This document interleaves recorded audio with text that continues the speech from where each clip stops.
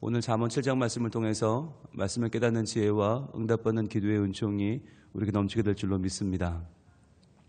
우리는 지금 잠언 말씀을 통해서 과연 우리 삶에 꼭 필요한 것이 무엇인가 라고 하는 것을 돌아보고 있습니다. 그것이 바로 지혜다. 살면서 꼭 필요한 하나님을 경외하는 것, 하나님께서 내 삶을 책임지고 인도하신다는 것을 확실히 믿고 신뢰하는 것이다 라고 말씀은 보여주고 있습니다. 우리는 살아가면서 하나님을 믿는다고 하는 것을 너무 당연하게 생각하는 경향이 있어요. 난 교회 다니니까, 난 구원받았으니까 하나님 믿지. 그런데 이것이 마치 과거형인 것처럼 언젠가 그 사건이 벌어졌고 지금은 상관없는 것처럼 생각할 때가 있어요. 그냥 은혜 받았으니까, 구원 받았으니까, 성령 받았으니까. 그러나 하나님 말씀은 항상 현재 진행형이에요. 지금 내가 하나님 말씀을 어떻게 생각하고 있는가?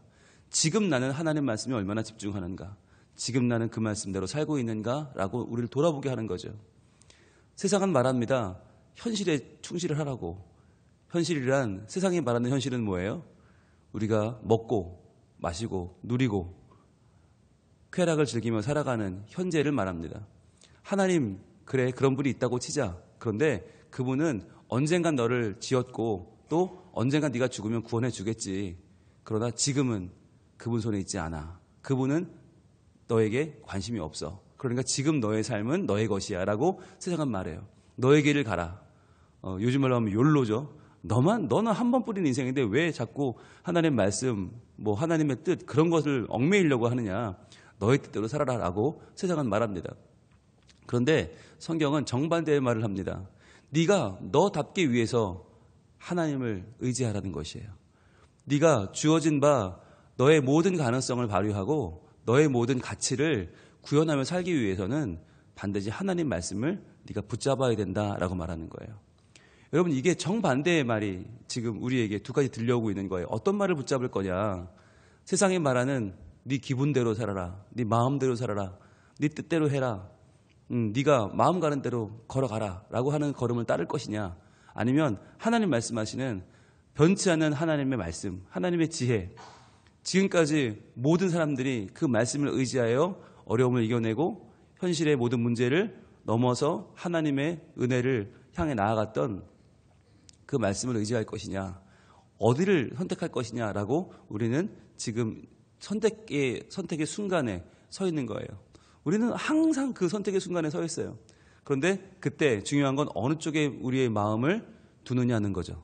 어느 쪽에 우리의 귀를 기울이냐 하는 것이 우리가 영원한 생명을, 하나님과 함께하는 영원한 은혜를 따라 살 수도 있고 아니면 우리의 생각과 뜻을 따라서 불완전함 속에서 헤매이는 삶을 살 수도 있다는 거죠. 그래서 목표를 가지고 한 곳으로 나아가는, 목적지를 향해 나아가는 그런 항해를 할 것이냐, 아니면 목적지 없이 표류하는, 계속 뱅뱅 도는 우리의 갈 곳 모르는 인생을 살 것이냐라고 하는 것을 성경은 선택하라라고 말씀하는 거죠. 오늘 잠언 7장은 우리에게 다시 한번 이 지혜의 중요성에 대해서 말씀하고 있습니다. 우리가 이 지혜가 얼마나 중요한지 1, 2, 3, 4장에서 봤고요. 그리고 5장에서는 성적인 문제, 그리고 6장에서는 돈의 문제, 두 가지 문제를 통해서 우리의 입을 지켜라. 즉 우리 입을 통해서 얼마나 많은 실수와 얼마나 많은 잘못과 얼마나 많은 우리가 죽음을 향해 달려가는 길들이 우리에게 펼쳐지는가를 봤어요.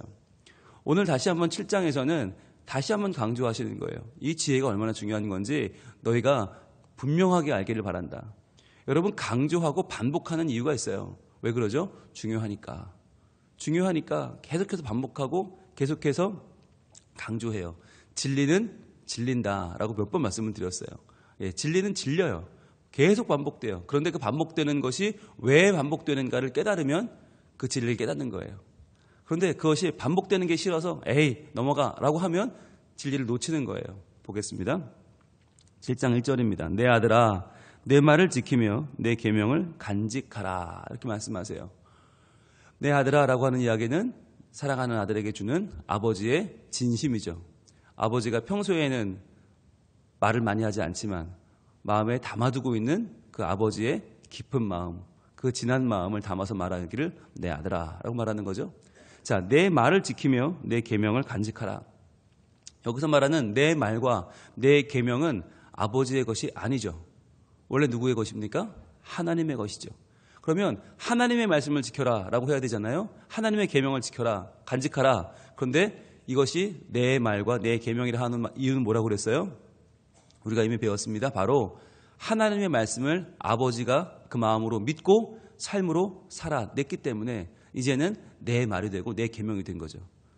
하나님의 말씀을 내 말씀과 내 계명이 되기까지 계속해서 내면화시키고 그것을 붙잡고 살아서 이제는 아들이 볼 때는 이게 하나님 말씀인지 아버지 말씀인지 구별이 안 되는 거예요. 이게 하나님 계명인지 아버지 계명인지 구별이 안 돼요. 아버지가 그만큼 하나님의 말씀과 계명을 철저하게 붙잡고 살았기 때문이에요. 이제는 아버지의 삶이 곧 하나님 말씀이고 아버지 삶이 곧 하나님 계명이란 말이죠. 그렇게 해서 내 삶으로 소화시켜낸 하나님 말씀, 내 삶으로 살아낸 하나님의 계명을 지금 아버지는 이야기하는 겁니다. 그래서 여러분, 저 멀리 계시는 하나님의 말씀을 지켜라가 아니라 그 말씀을 내가 듣고 내가 살아냈더니 그 말씀대로 지켰더니 내 삶이 이렇게 결과가 나왔다. 그러니까 너도 그렇게 살기를 바란다. 이게 진정한 신앙인의 자세라는 것이죠. 언젠가 그런 말씀이 있었더라가 아니라 지금 내 삶을 통해서 입증된 말씀대로 너도 살기를 바란다. 여러분, 이것이 진정한 신앙인의 자세가 되겠죠. 그런데 여기서 중요한 건 단어인데요. 지키며 간직하라라고 했어요. 지키며라고 하는 단어가 여러분 나차르라고 하는 단어인데, 나차르는 지킨다. 그냥 우리는 한국말은 지킨다라고 하는 말은 잘 지켜라, 법이나 어기지 말고 차선 잘 지켜라, 깜빡이 켜라, 이 정도로 이해를 해요. 그런데 여기서 말하는 지키며라고 하는 것은 몇 가지 동사가 한꺼번에 들어있어요. 우리말로 바꾸면, 번역을 제대로 하려면 이 동사를 한 4-5개를 연결해야 돼요. 일단 지키며라는 단어는 듣는다는 말이 들어있어요. 듣는다. 듣는데 그냥 흘려듣는 게 아니라 유심히 듣는 거예요. 유심히 잘 들어서 그게 무슨 말인가 들어서 머릿속으로 간직하고 그것을 파악해요. 그걸 분별해요. 아, 이렇게 하라는 이야기구나, 이렇게 해야 되겠구나 라고 잘 듣고 잘 분석하고 잘 간직하고 그 말씀대로 내가 사는 거예요. 산다는 말도 들어있어요. 그래서 살아서 그 말씀이 진리라는 것을 깨닫는 데까지 가는 거예요. 듣고 분별하고 살고 입증하고 깨닫고까지 가는 게 지키며예요. 나차르라는 단어는 굉장히 복잡한 단어예요. 근데 그 단어를 지금 내 말을 지켜라. 이것은 하나님의 말씀을 내 삶으로 입증해낸 말씀, 내 생활화된 말씀, 현실 속에서 내가 정말 현실로 매일매일 만나고 수행해서 그 결과를 바라보고 기뻐하는 그 말씀을 너도 듣고 분별하고 그것을 붙잡고 그대로 살아서 그 말씀이 진리라는 것을 너도 깨닫기를 바란다. 그걸 다 담고 있는 말이 지키며란 말이에요. 그리고 간직하라라고 하는 말은 차판이란 말인데, 이 간직하라는 말이 참 재미있어요. 그럼 계명을 간직하라 그러면 어떻게, 여러분 느낌이 어떻게 오세요? 계명을 간직하라? 잘 간직하라는 이야기겠지. 잘 이렇게 뭐 주머니 어디에 잘 담아두라는 이야기겠지. 그런데 차판이라는 단어가 어디서 쓰였나 하면 출애굽기 2장으로 한번 가봅니다. 출애굽기 2장. 저 앞으로 갑니다. 출애굽기 2장 2절. 자, 2장 1절부터 한번 볼까요? 출애굽기 2장 1절. 출애굽기 2장은 모세의 탄생에 관한 이야기입니다. 모세가 탄생을 하는데 어떻게 탄생을 하냐면 바로 그 당시에 바로가 남자아이는 다 죽여라 라고 하는 명령을 내리죠. 그래서 이스라엘을 말살시키려는 정책을 씁니다. 그때 출애굽기 2장 1절, 레위 가족 중 한 사람이 가서 레위 여자에게 장가들어 그 여자가 임신하여 아들을 낳으니, 자, 이 아들이 누구예요? 모세입니다. 모세. 자, 그런데 지금 이 상황이 아들을 낳으면 돼요, 안 돼요? 안 돼요. 아들을 낳으면 죽여야 돼요. 딸을 낳아야 되는데 아들을 낳은 거예요. 이거 어떻게 해요? 낳으니 그가 잘생긴 것을 보고, 자, 여기서 말하는 잘생겼다는 것은 이쁘게 생겼다는 말이 아니에요. 토부예요. 토부. 선하다. 하나님이 창조하셔서 너무너무 선하고 너무 좋은 거예요. 하나님의 작품인 거예요. 하나님의 미래가 담겨있고 우리 민족의 미래가 여기 담겨있어요. 어떻게 하면 좋을까요? 10달 동안 그를 숨겼으나 그랬어요. 여러분이 숨겼다고 하는 말이 얼마나 많은 지금 이 스펙타클한 긴장감을 보여줍니까? 어떻게 아들을 숨기겠어요? 아들이 가만히 있어요? 계속 울 거 아니에요. 남자애가 얼마나 또 크게 울어요. 그런데 그 크게 우는 아이를 계속해서 얘야 울지 마, 제발 울지 마, 너 울면 안 돼, 너 살려야 돼 라고 얼마나 그 밤잠 못 자고 아침, 점심, 저녁 24시간을 그 아이에 집중하면서 이 아이에게 마치 정말 보물 중에 가장 큰 보물을 지키듯이 간직해냈겠습니까? 숨겼다라고 하는 말이 차판이에요. 차판. 오늘 나오는 바로 이 단어예요. 석 달 동안 그 아들을 숨겼다. 얼마나 이 숨긴 것이 그냥 땅을 파고 묻은 게 아니잖아요. 잘 간직하고 이 아이를 지켜내기 위해서 정말 울 때면 같이 막 숨을 죽이고 그 아이를 붙잡고 그렇게 지내지 않았겠어요? 그렇게 숨겼다라고 하는 표현이 오늘 잠언 7장 1절에 나오는 간직하라라고 하는 표현이에요. 그러니까 여기서 말하는 간직하라는 그냥 한 군데 처박아 놓고 가만히 있으면 된다가 아니라 계속 돌보는 거죠. 계속 그것을 간직하기 위해서, 그것을 지켜내기 위해서 그 가치를 알고 그것을 잘 숨기는 마음으로 남이 보고 가져가지 못하게 그것을 잘 지켜내라는 이야기죠. 그게 간직하라는 이야기예요. 그러니까 여러분 중요한 거는 잘 안 보이게 간직하는 분들이 많잖아요. 남에게 쉽게 보여주지 않잖아요. 마치 그렇게 하라는 이야기죠. 2절입니다. 내 계명을 지켜 살며 내 법을 내 눈동자처럼 지키라. 자, 다시 한번 강조하는 거예요. 진리는 반복이다. 진리는 진린다. 계속 반복해요. 내 계명, 내 법. 여기서 말하는 내 계명, 내 법도 원래는 다 하나님 거죠. 여기서 말하는 내 법은 토라거든요. 율법이에요. 모세 오경이에요. 근데 모세 오경이 어떻게 내 법이 됩니까? 하나님 법이지. 그런데 그 계명, 10개의 계명도 내가 지켰고 내 법, 토라도 내가 열심히 지켜서 율법을 지켰기 때문에 이제는 하나님의 계명, 하나님의 법이 내 계명, 내 법이 된 거죠. 여기서 말하는 지켜 살며라고 하는 말은요, 위에 나온 지키며를 풀어낸 말입니다. 단순히 지켜라, 단순히 잠자짐을 하고 지켜라가 아니라 지켜서 살아내라. 그래서 살아내서 그 계명이 실제로 우리에게 유익하다는 것을 삶으로 증명해내라는 거예요. 그래서 지켜 살며라는 이야기는 지키며라는 이야기를 더 풀어낸 말이고요. 내 법을 눈동자처럼 지켜라. 눈동자처럼 지켜라.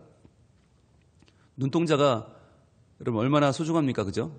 눈동자가 없으면 세상이 다 캄캄할 거 아닙니까? 세상을 못 볼 거 아니에요? 그런데 그 눈동자처럼 지킨다는 건 눈동자는 우리가 함부로 만질 수가 없죠. 어떠한 작은 티도 들어가려고 하면 눈이 자동으로 막아주죠. 예, 아무리 눈이 작은 사람도 티가 들어오거든요. 제 경험에 의하면 티가 많이 들어옵니다. 그걸 어떻게 해요? 눈이 자동으로 막아줘요. 눈물도 때로는 흘려서 막아주기도 하고 속눈썹도 있고 또 위에서 겉눈썹이 막아주기도 하고 눈동자는 자동이죠. 누가 이렇게 가까이 오면 눈을 확 감아버리잖아요. 자동으로 지켜주듯이 그렇게 너희가 하나님의 계명과 하나님의 법을 이제는 내 계명으로 지키고 내 법으로 눈동자처럼 잘 지켜라라고 하는 이야기예요. 그러니까 1절과 2절은 지혜의 중요성, 지혜가 얼마나 하나님을 섬겨 살고 하나님을 간직하고 하나님을 존귀하게 여기는 것이 네 삶에 이렇게 중요한 보물이라는 것을 가장 중요한 눈동자처럼 지켜내야 되고 마치 잡혀갈 아들을 보호하듯이 그렇게 잘 지키고 간직하고 그 중요성을 매일매일 깨달아야 한다고 강조하는 것입니다. 3절은 또 이렇게 말합니다. 이것을 내 손가락에 매며 이것을 내 마음판에 새기라. 자, 손가락에 매라. 이 말씀 그대로 이스라엘 사람들은 쉐마, 하나님을 사랑하고 그 사랑하는 것을 너희 다음 세대에게 후대에 전하라고 하는 그 쉐마 말씀을 들으라 이스라엘. 그 말씀을 작은 판에, 가죽으로 된 판에 적어요. 깨알같이 적어서 그것을 가죽으로 된 상자에 묶어서 왼손에 손목에 7번 끈을 감고요. 가운데 손가락에 7번 끈을 감아요. 그래서 이것을 메고 다녀요. 손에. 자, 그러면 그 손을 보면 아, 저 사람은 정통 유대인이구나 하고 알 수 있어요. 하나님 말씀을 누구라도 볼 수 있게 왼손에 드러나게 7번 감고 다니는데 여러분 손이 뭐냐면 아무리 옷을 많이 입어도 손은 드러나잖아요. 그러니까 손은 보여주는 거예요. 나는 하나님의 말씀을 따르는 사람입니다. 라고. 나는 그 말씀을 따라 사는 사람입니다. 라고 손에 가운데 손가락에 감는 거예요. 그래서 보여주는 거예요. 그러니까 여러분들 마치 이것이 결혼 반지를 끼고 다니는 것 같죠. 결혼 반지를 끼고 다니는 건 어떤 의미예요? 나는 결혼한 사람입니다. 저는 한 여인의 또는 한 남자의 사람입니다. 아내이고 남편입니다. 라고 보여주는 거죠. 마치 그렇게 가운데 손가락에 왼손에 감고 다니는 것은 나는 하나님의 귀한 사람이고 하나님과 결혼한 사람입니다. 하나님의 은혜를 나는 저버릴 수 없습니다. 라고 하는 신앙의 표현인 것이죠. 그러니까 여러분 이 두 가지 성향을 다 말하고 있어요. 1절에서는 중요한 것은 안 보여줘야지, 간직해야지 라고 숨기고 간직하는 그러한 사람이라면 그렇게 하라는 거예요. 그런데 어떤 성향은 중요한 것으로 보여줘요. 내 삶에 정말 중요한 것을 공개하고 오픈하는 성격인 사람도 있어요. 그러면 3절처럼 하라는 거예요. 보여주고 다니라는 거예요. 누구라도 볼 수 있게. 그러니까 하나님은 우리가 어떤 성향이든지 관계없이 지혜를 가장 중요한 것으로 여겨라. 그것을 너의 방식대로, 너의 기질대로 표현하라는 것이에요. 그래서 여러분이 지혜를 간직해도 좋고 드러내도 좋습니다. 그러나 둘 중에 어떤 방법을 하든지 그 지혜가 내 삶에 가장 중요하고 내 삶의 어떤 시기에라도 가장 빛나는 것임을 여러분이 표현할 필요가 있다는 거예요. 어떠한 방식으로든. 그래서 내 손가락에 매라는 이야기는 이것은 마치 결혼한 사람처럼 드러내라는 이야기고, 내 마음판에 새기라는 이야기는 여기서 말하는 마음판, 실제로 판에 새겨서 가슴에 붙이고 다녔다는 거예요. 유대인들은 실제로 하나님의 지혜의 말씀을, 지식의 말씀을 써서 가지고 다녔다. 그 정도로 하나님의 말씀을 내가 정말 내 마음판에도 새기고 내 인생에서 지워지지 않는 가장 중요한 말씀으로 여겼다는 거죠. 그러면서 4절은 가장 하이라이트입니다. 그래서 그 중요한 지혜를 어떻게 해야 되는가? 4절, 지혜에게 너는 내 누이라 하며 명철에게 너는 내 친족이라 하라 그랬어요. 지혜에게 너는 내 누이라. 이 말이 뭐냐면 이 너는 내 누이라 하며라고 하는 말이 아마르란 말인데, 아마르는 선언하는 것입니다. 선언하는 거. 지혜는 내 누이다 라고 선언하라는 거예요. 이 선언을 언제 하나? 결혼식에서 합니다. 결혼식에서 남편이 아내를 보고 하는 선언이 바로 이거예요. 너는 내 누이라. 즉 지혜와 결혼하라는 거예요. 지혜와 결혼하여 지혜와 항상 내가 24시간 동행하며 살기로 작정해라. 여러분, 결혼한다고 하는 것이 이게 성경에서 뭘 말하죠? 바로 예수님과 우리와의 사이를 말하는 것이죠. 예수 그리스도의 신부로 교회를 표현하고 우리들을 어린 양 예수 그리스도의 신부라고 말하죠. 즉 지혜는 예수 그리스도인데 그 예수 그리스도와 우리가 결혼한 관계로 살아라. 결혼한 관계는 어떤 관계입니까? 책임이 있지 않습니까? 책임이 있고 가장 가깝고 가장 사랑하는 관계로 살아라. 지혜, 예수 그리스도를 우리의 결혼한 배우자로 모시고 여기고 사랑하며 살라고 말씀하는 것이죠. 그러면서 명철에게 너는 내 친족이라. 여러분, 친족이 유대인의 개념에서 굉장히 중요합니다. 여러분 그거 아십니까? 미국에서요, 유대인들이 지은 병원이 어마어마하게 많아요. 그러면 유대인들이 지은 병원 진료비는 쌀까요? 비쌀까요? 어마어마하게 비쌉니다. 그러니까 미국에서 한 번 병원 가면 전 재산을 날리는 경우도 많아요. 그런데 중요한 거 물어봅니다. 환자에게 너 혹시 유대인 아니냐? 물어봐요. 아닌데? 잘 생각해봐. 네 엄마의 엄마라도 혹시 유대인 아니냐? 아, 글쎄 모르겠는데 한번 잘 찾아봐. 10대, 20대를 거슬러 올라가서 한 명이라도 유대인이 있으면 그 사람 우리 친족인 거예요. 그럼 진료비 무료, 수술비 무료, 입원비 무료. 유대인들이 그래요. 그러니까 유대인이 운영하는 대학교에 신입생이 들어온다? 물어봐요. 야, 너희의 사돈의 팔촌에 어디 누구 한 명이라도 유대인 혹시 없냐? 그 있는데요. 저 멀리 저 삼촌 고모에 어디 어떻게 되는 게 유대인이에요. 그래? 너 학비 무료. 이렇게 해버려요. 그러니까 유대인은 친족이라는 개념이 굉장히, 왜냐하면 평생을 남에게 학살당하고 평생을 도망다니고 평생을 멸문지화의 어려움을 너무 많이 겪은 유대인이기 때문에 유대인들은 세상 어디를 가도 친족 개념이 있어요. 근데 그 친족이 우리처럼 삼촌, 사촌 개념이 아니라 사돈의 팔촌의 아무리 멀어도 그 사람 우리 친족인 거예요. 유대인이면 친족인 거예요. 그 정도로 유대인들은 친족에 대한 개념이 강해요. 왜냐하면 그 친족은 반드시 우리에게 재산을 나누고 우리가 가진 평안을 나누어 줄 자격이 있기 때문이에요. 그러니까 그런 개념으로 볼 때 명철에게 너는 내 친족이라고 하라는 말은, 이 말은 그냥 명철이 좋은 거지 라고 하는 게 아니라 그 명철을 정말 확실히 붙잡고 그 명철과 함께 내 삶을 다 나누며 살아라 라고 하는 이야기인 거예요. 그러니까 우리가 생각하는 친족은 그냥 뭐 이름이나 아는 정도, 어떠한 명절에 만나면 서로 그냥 지나가면서 잘 계셨어요? 이 정도지만 유대인에게 친족 개념은 달라요. 매일매일 내가 버는 것에 일정 부분을 줘도 아깝지 않고 매일매일 내가 먹는 것에 일정 부분을 같이 나눠 먹어도 아깝지 않은 사이가 친족이에요.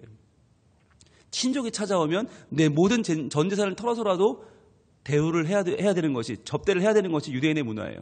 그런 문화에서 명철을 친족으로 여기라는 말은 명철을 정말 집중하고 그 명철, 하나님을 경외하고 하나님을 의지하고 하나님만 붙잡는 그 명철을 내 삶의 가장 중요한 핵심 포인트로 잡고 살아라 라고 하는 이야기죠. 자, 그러면 5절입니다. 그리하면, 자, 그리하면은 뭐예요? 결론이죠. 결과죠. 그리하면 어떻게 돼요? 이것이 너를 지켜서. 이것은 무엇입니까? 바로 1절에 나오는 내 말과 내 계명과 2절에 나오는 내 계명과 내 법이죠. 그리고 4절에 나오는 지혜와 명철이죠. 이 지혜와 명철과 하나님이 나를 사랑하시고 내가 하나님을 사랑하는 이것이 어떻게 한다고요? 처음엔 내가 지켜요. 내가 간직해요. 내가 지켜 살아요. 그런데 그리하면 이것이 너를 지켜서.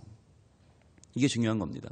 우리가 하나님의 말씀을 지키는 것 같잖아요. 결국은요, 하나님 말씀이 나를 지켜주세요. 내가 신앙을 지키는 게 아니라 신앙이 나를 지키는 거예요. 우리는 하나님 나라에 내가 뭐 대단한 역할을 하는 줄 알아요? 그렇지 않아요. 우리는 작은 역할밖에 못하지만 하나님이 우리를 지켜주시는 거예요. 하나님이 우리를 간직하시고 하나님이 우리를 숨겨주시고 하나님이 우리를 자녀 삼으시고 아내 삼으시고 배우자 삼으시고 우리를 세상 가운데 자랑하시는 거예요. 즉 우리가 하나님을 사랑하고 믿는 만큼, 하나님을 따르는 만큼, 하나님의 말씀을 소중히 여기는 만큼 하나님도 우리를 거룩한 하나님 자녀로 여겨주신다. 지켜주신다. 자, 지켜서. 자, 노란색 드시고 표시해 볼까요? 그리하면 이것이 너를 지켜서까지 한번 쫙 표시해 보세요. 그리하면 이것이 너를 지켜서. 아주 중요한 말씀이에요. 우리가 지키는 것 같지만 하나님이 지키신다. 하나님이 우리에게 넘치는 사랑을 주신다. 그래서 어떻게 한다고요? 음녀에게 말로 호리는 이방 여인에게 빠지지 않게 하리라. 이 잠언에 나오는 음녀는 단순한 음탕한 여인을 말하는 것이 아닙니다.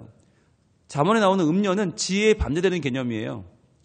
지혜는 하나님을 섬기고 하나님을 의지하는 것이죠. 음녀는 무엇입니까? 하나님 아닌 것을 의지하게 만드는 모든 것을 통틀어 음녀라고 말하는 거예요. 나를 의지하고 싶은 마음, 자기 중심성, 나를 숭배하는 것, 내 기분대로, 내 생각대로, 세상의 말대로 흘러 살아가는 모든 것을 가리켜서 음녀라고 말해요. 하나님을 믿지 못하게 하고 하나님으로부터 돌아서게 하는 모든 것을 음녀라고 말하는 거예요. 말로 호리는 이방 여인, 낯설어 보이고 뭔가 호기심이 생기고 뭔가 따라가고 싶은 이 세상의 모든 흐름들을 이방 여인이라고 말하는 거예요. 거기에 빠지지 않게 하리라. 빠지지 않게 한다. 하나님은 오늘도 우리의 삶을 지키시기를 원하고 우리를 붙잡으시기를 원합니다.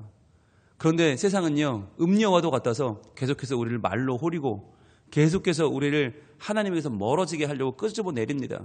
그럴 때 우리가 어떻게 이 음녀의 음란한 시도와 이 유혹을 이길 수 있을까? 방법은 하나라는 거예요. 우리가 하나님의 지혜의 말씀을 지킬 때 그 지혜가 우리를 지키실 것이다. 우리가 명철을 간직할 때 그 명철이 우리를 간직할 것이다. 우리가 하나님의 말씀과 결혼하여 예수 그리스도를 내 신랑으로 모시고 살 때 그 예수님이 나를 지키실 것이다. 이것이 오늘 잠언 7장을 통해 우리에게 주시는 하나님의 음성입니다. 오늘도 세상을 사는 것은 쉽지 않습니다. 너무나 많은 사람들이 넘어지고 실패합니다. 그래서 자기 혼자 인생을 망치는 게 아니라 모든 사람들에게 실망을 주고 과연 삶이 뭔가? 살아간다는 것이 무엇인가? 어마어마하게 많은 삶에 아픔을 주는 인생이 얼마나 많이 있습니까? 이런 와중에 우리의 사명은 나 하나 바로 서는 게 아니에요. 내가 하나님 나라를 이 땅에 이루고 하나님 나라를 전하고 하나님 나라를 보여주며 사는 거예요. 그게 교회의 사명이에요. 그렇다면 오늘도 우리는 다시 한번 주의 말씀을 의지해야 되는 것입니다. 다시 한번 하나님께로 나아가 주님, 저를 지켜주세요. 제가 주의 말씀을 지키기 원합니다. 지키며 살겠습니다. 하나님, 주님이 저를 지켜주셔서 하나님의 사랑으로 나를 보호하여 주시고 오늘도 이 세상의 유혹 가운데 빠지지 않고 하나님의 말씀으로 깨닫고 살아, 지켜내며 살아 주의 영광을 돌리며 주의 기쁨이 되는 복된 삶을 살게 하여 주옵소서. 기도하는 우리들에게 하나님 오늘도 함께 하시고 기도를 들으시고 응답하실 줄로 믿습니다. 기도하겠습니다. 하나님 감사합니다. 저희들은 매번, 매 시간, 매 순간 세상의 소리에 흔들립니다. 우리는 계속 이리저리 우리의 마음을 내어줍니다. 주님, 그러나 하나님은 우리에게 다시 한번 지혜와 명철에 대해서 말씀하십니다. 얼마나 중요한지, 이것이 얼마나 우리에게 소중한 것인지, 얼마나 지켜내야 하며 숨겨두어야 하며 간직해야 되며 이것을 마치 결혼 반지처럼 잘 보여줘야 하며 지혜와 결혼하여 예수 그리스도를 우리 신랑으로 모시고 살아가는 우리들에게 하나님은 우리를 지켜주시는 은혜를 베푸신다 말씀하셨습니다. 주님, 오늘도 시험에 빠지지 않게 하시고 오늘도 주의 영광을 돌리는 삶이 되게 하시고 오늘도 하나님을 기쁘시게 하는 우리 모두가 되기를 소망합니다.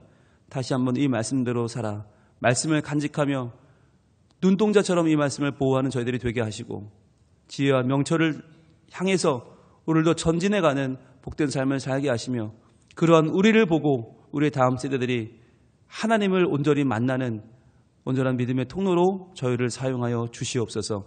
이 아침에 가지고 나온 기도 제목, 간절한 제목들이 많이 있습니다.